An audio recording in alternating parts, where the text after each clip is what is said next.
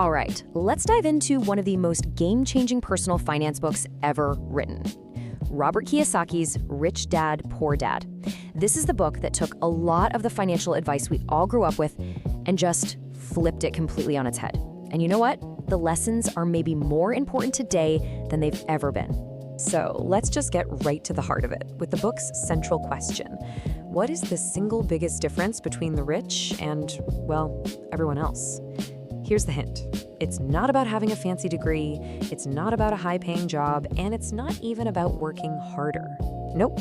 According to Kiyosaki, the answer is way more fundamental than any of that. The entire book is built around this amazing story of Kiyosaki's two dads. First, you've got his actual father, his poor dad. Super smart guy, highly educated, had a great government job. Then you've got his best friend's dad, the rich dad. This guy was a high school dropout who ended up becoming a self-made millionaire. Both men gave him advice about money, but their ways of thinking were from two totally different planets.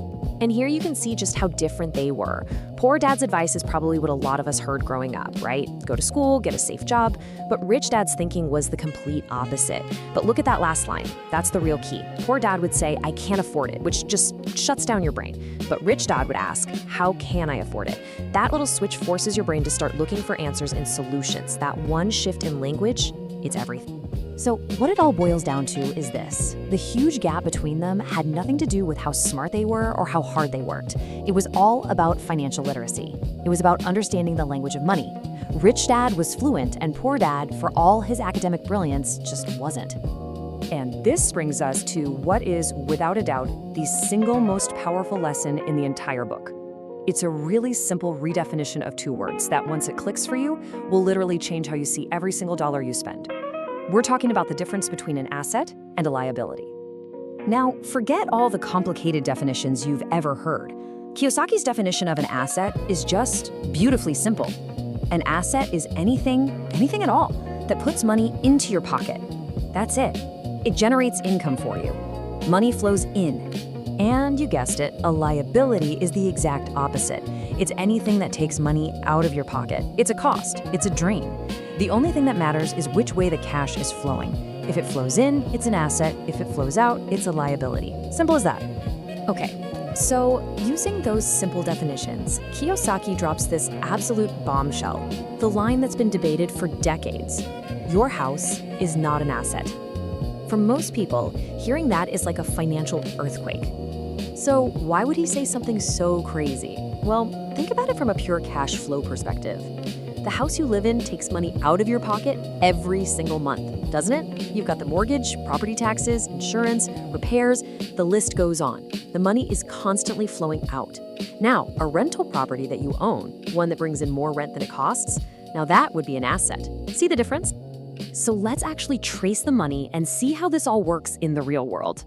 The book shows us two fundamentally different patterns for how cash moves through people's lives. First up is what Kiyosaki famously dubbed the rat race. This is the typical pattern for most people. Your paycheck comes in, and it immediately flows right back out to pay for your liabilities, the mortgage, the car loan, the credit card bills. By the end of the month, there's nothing left. So you have to get back on that hamster wheel and run, just waiting for the next paycheck. Now, contrast that with the cash flow pattern of the wealthy. It's a whole different ballgame. Here, the income comes from the asset column, not from a job. That river of cash then pays for all the liabilities and luxuries. And this is the most important part. The leftover money is used to buy even more assets. This creates this incredible, powerful cycle where your wealth just keeps growing on its own. So, when you boil it all down, here's the fundamental difference. The rich are laser focused on one thing, building their asset column. Everyone else? They're focused on their income statement. They're just trying to get a raise. But a bigger paycheck usually just means you go out and buy bigger liabilities. So if the rat race is the trap, how in the world do you get out? Well, according to Rich Dad, it all starts with changing the way you think. It's a complete mindset shift.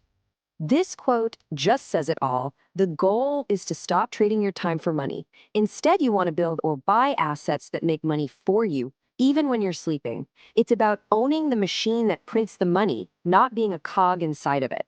So what do these assets actually look like? Well, think about things like a business that can run without you having to be there 24/7, or stocks and bonds, or real estate that actually pays you every month. even royalties from things like a book or a song. The key thing they all have in common is they put money in your pocket, whether you actively worked that day or not. Okay, so let's wrap this all up. Let's distill everything down into a new way to focus your financial energy based on these lessons from Rich Dad. Here are the 4 big rules to live by. First, you have to know the difference between an asset and a liability. I mean, really know it. Second, make it your life's mission to buy assets, not liabilities. Third, mind your own business. Now, that doesn't mean be rude. It means focus on building your asset column. Your job pays the bills, sure, but it's your business, your assets that will make you wealthy. And finally, work to learn, not just to earn. Your job should be a place to gain skills that'll help you build your assets later on.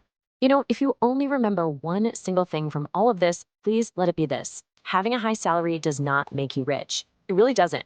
A big paycheck usually just lets you buy more expensive liabilities. True wealth is not built by how much money you earn, it's built by how much money you keep, and more importantly, how hard you put that money to work for you. So I'll just leave you with this final question to really chew on. Take a good, honest look at your own finances. Where does your money actually go every month? Is it going towards things that are going to pay you back in the future? Or is it just flowing out to pay for your lifestyle? So ask yourself, are you buying assets or are you buying liabilities?